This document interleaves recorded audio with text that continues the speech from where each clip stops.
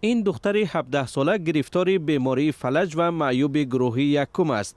مادرش میگوید که چند ماه پیش 3 جوان تلاش کردند که به ناموس او تجاوز کنند. حادثه 1 ایون رخ داد. من همراه پسر خردسالم به بازار رفتم. دخترم در خانه تنها بود. دختر این زن عقل سالم دارد و خواندن و نوشتن میتواند، اما نطقش مشکل دارد. بگاهی همون روز او به اپاش اسمس نوشت که 3 جوان او را از خانه بیرون برآوردند. با ماشین سوار کرده و به کنار شهر بردند و در آنجا او را تجاوز کردند.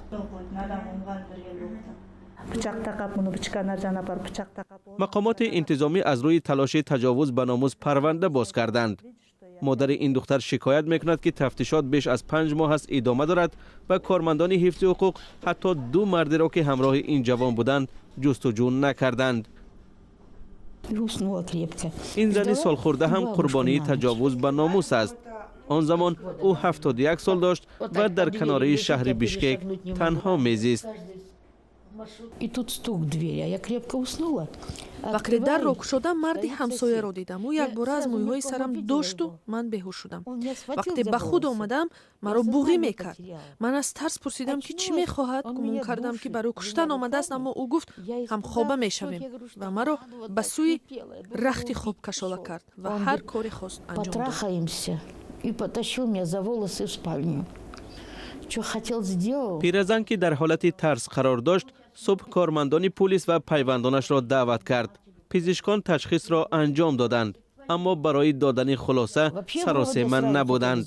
در شعبه کارهای داخلی میخواستند پرونده را ببندند. حتی برای اون که من عریضه‌ام را بازپس بگیرم برایم پول پیشنهاد کردند. اما من گفتم اگر با مادر شما چنین کار را میکردند چی میشد؟ برای اثبات آنکه واقعا زن را تجاوز کردند او 2 سال مبارزه برد. به خاطر آنکه تفتیشات به اصطلاح جان بگیرد، پیرزن به ژورنالیستان و سازمانهای غیر حکومتی مراجعت کرد. تنها بعد این عریضه تا به دادگاه رسید. حالت تجاوز به ناموس اثبات شد، اما دادگاه جنایتکار را به 3 سال زندان شرطی حکم کرد. در کشور ما اساساً دختران و زنان آسیب پذیرند. آنها اساساً قربانی خشونت خانوادگی میشوند.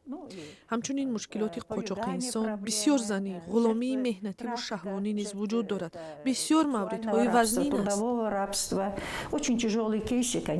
بنا به آمار رسمی در 1 سال اخیر در قرقیزستان حالتهای تجاوز به ناموس و تلاش تجاوز بیش از 10% افزایش یافته است. در مجموع 170 چنین مورد ثبت شده است که از این میان 30 حالت نسبت به کودکان نابالغ صورت گرفته است. اما سازمان‌های غیر حکومتی میگویند که آمار واقعی بیشتر از این است.